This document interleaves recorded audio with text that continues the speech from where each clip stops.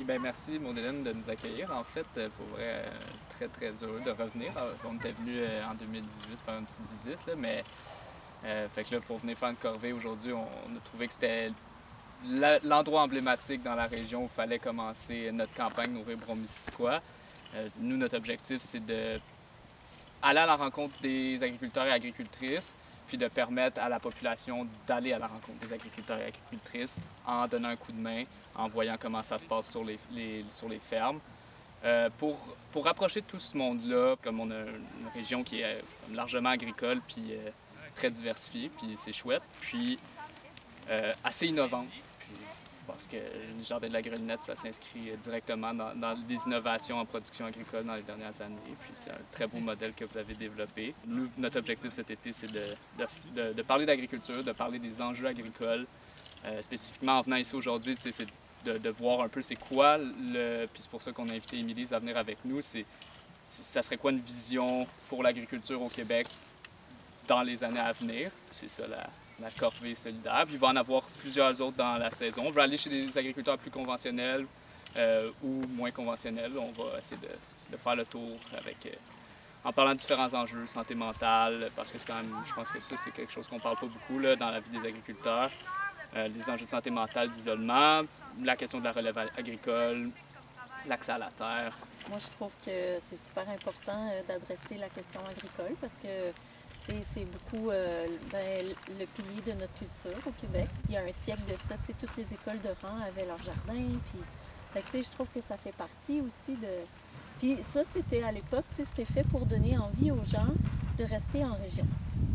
Puis d'honorer le travail en région, puis tout ça. Puis, je pense que là, on est dans un retour à ça aussi. On veut ramener l'importance de tout ça. Puis, c'est incroyable, là, les retombées de l'agriculture en région.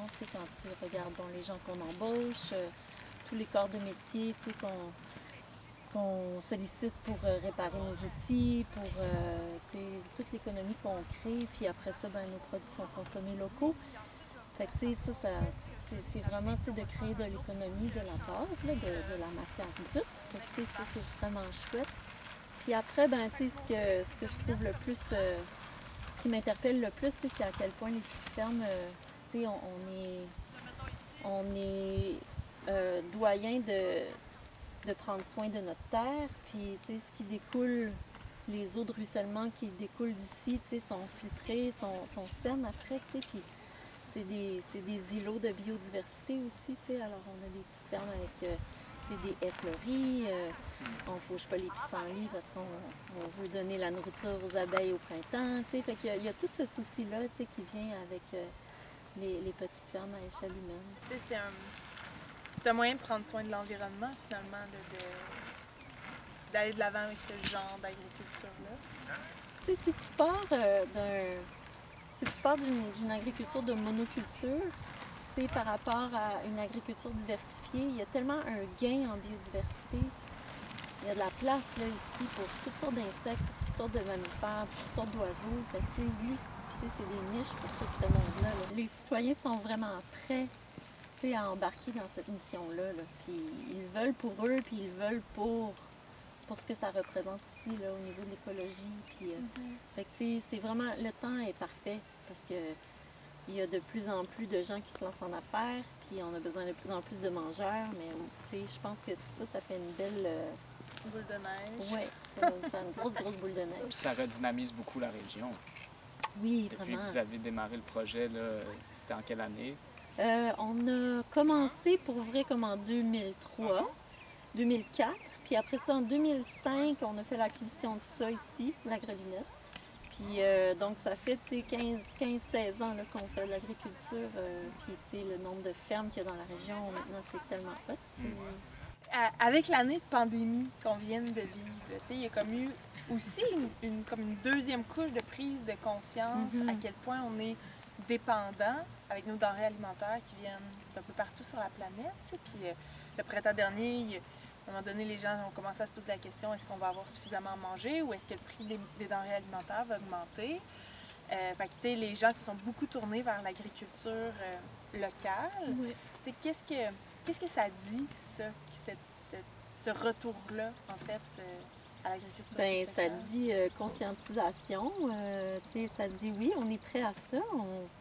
C'est la solution facile, de juste pas penser, puis d'aller au supermarché, puis de prendre les produits qui sont juste offerts là, sans qu'on ait choisi, Mais je pense que les Québécois sont prêts à dire, nous, on veut consommer local, on veut savoir, d'où ça vient, puis tant mieux, si ces inquiétudes-là ont surgi, par rapport à l'autonomie alimentaire, tout ça, c'est des questions primordiales, c'est super important, puis en plus, c'est super écologique de faire ça, fait pourquoi pas, là?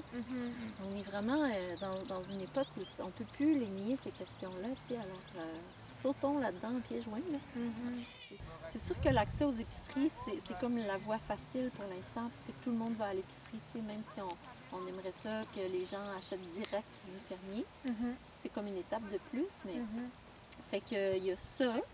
Puis, il y a aussi, là, c'est super, là, c'est la subvention qui a été annoncée, pour les serres, parce que, on pense à des serres, production de serres, dans nos têtes, c'est savoureux, mais, en réalité, moi, j'ai des épinards tout l'hiver dans ma serre, puis, j'apporte des épinards à l'épicerie jusqu'au mois de décembre, puis après ça, je recommence au mois de mars, puis je chauffe pas ma serre. Fait que, c'est des mois où est-ce qu'on peut manger frais. Puis, je pense que les producteurs, en ayant accès à des infrastructures comme ça, on peut bonifier l'offre, puis pas juste être là comme 5 mois par année, mais être là 10 mois par année, Fait que ça, je pense que c'est une bonne partie de la solution, si on réussit à créer des habitudes alimentaires où est-ce que les gens savent que c'est pas des tomates qu'on mange l'hiver, c'est des épinards.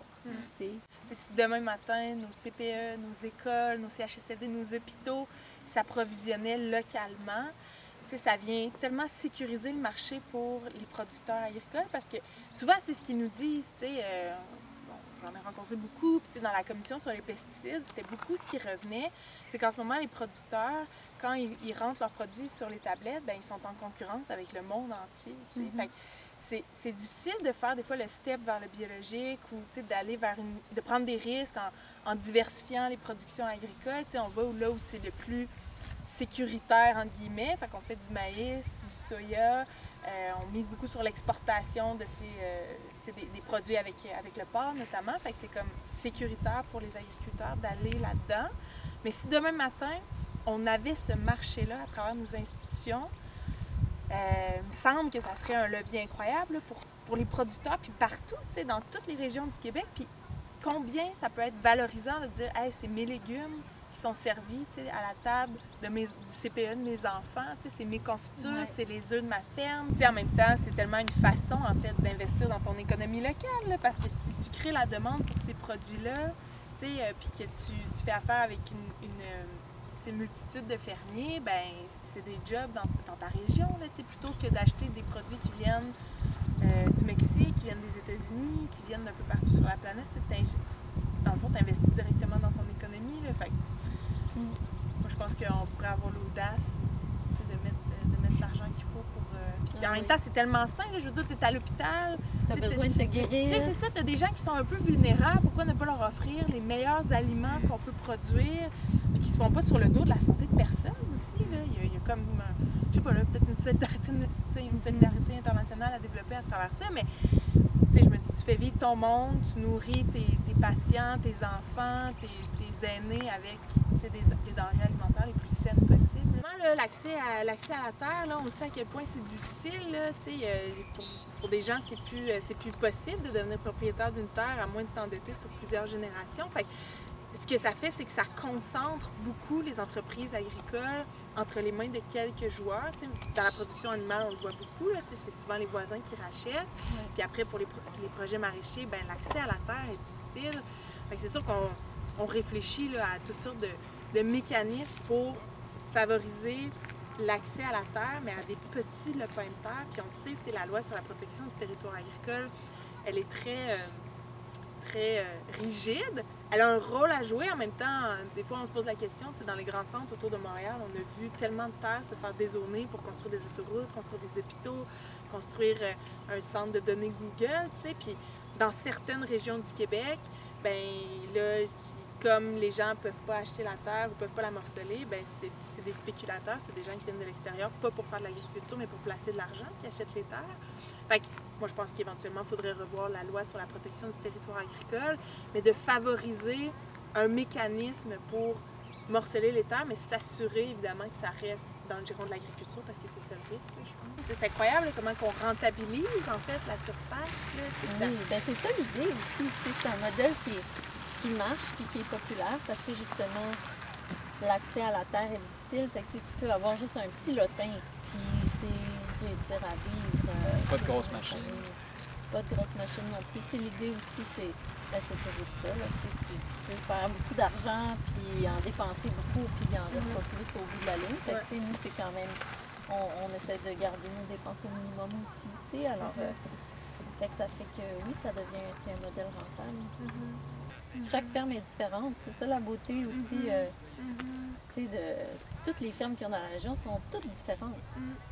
Ben, puis, cette diversité-là augmente finalement aussi notre résilience. Là. On revient un peu à ça. Puis je pense qu'on l'a vu dans la pandémie où, il fallait d'une éclosion dans un abattoir pour que toute la chaîne déraille. C'est horrible. Là, ça. On est passé proche de faire de l'abattage humanitaire de centaines de milliers de cochons parce qu'il y a un maillon de la chaîne qui a sauté. C'est fou. Puis, on parle des abattoirs. Moi, c'est sûr, ça me touche parce que dans ma région, il y a un petit peu de... Il y a de l'élevage, pardon, puis il n'y a pas d'abattoir. Mais tu as des abattoirs ici. On est passé à l'Ange Gardien tantôt, puis il y a des abattoirs à 80 000 têtes là, par semaine. Tu divises juste ça par 10, là, ça fait 10 abattoirs à 8 000 têtes, mais tu les répartis sur ton territoire comme ça. Tu es beaucoup plus résilient. Ça, c'est vraiment un enjeu dans toutes les régions, je pense. Vraiment. Ça, c'est quelque chose de très structurant aussi pour l'agriculture, puis même l'agriculture biologique, parce que, bon, oui, on peut utiliser des engrais verts, mais en même temps, l'apport du fumier, c'est quelque chose qui est bien intéressant pour engraisser des sols. Fait que, ils font partie de cette équation-là. Oui, tellement. Moi, je mettrais ça prioritaire dans le martèlement des points, là, c'est comme tellement important. On promouvoit l'agriculture locale sur toutes les facettes. Là. C'est ça qu'on veut. C'est le temps qu'on en parle plus, en tout cas. Oui. C'est vraiment le temps qu'on en parle plus. Je pense que le monde sont rendus là aussi. Là. Les modèles, généralement, aussi en agriculture, c'est beaucoup des hommes, mais les modèles femmes sont reliés souvent à tout l'univers santé-beauté, beaucoup, là, c'est ça. Puis finalement, là, d'avoir des modèles agricoles féminins pour montrer aux gens que c'est possible, ça, c'est super intéressant. Puis je pense que vous l'avez vraiment bien démontré. Il y a combien de gens qui se promènent avec le livre de Jean-Martin, puis c'est ce projet-là qui veulent construire. À la tête des entreprises maraîchères. C'est ça, fait que c'est le fun d'avoir ces modèles-là.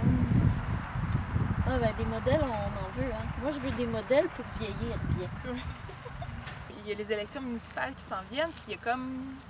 Il semble avoir une espèce de mouvement de jeunes qui sont préoccupés par l'environnement, qui veulent investir ces sphères décisionnelles-là. Les gens veulent de la transparence, puis les gens veulent vraiment axer sur la participation citoyenne. Je pense qu'il y a comme une mouvance qui va dans ce sens-là, puis ça, c'est extrêmement intéressant. Là. Fait que, c'est ça, je pense qu'on est à l'aube, en fait, de voir beaucoup de changements s'opérer.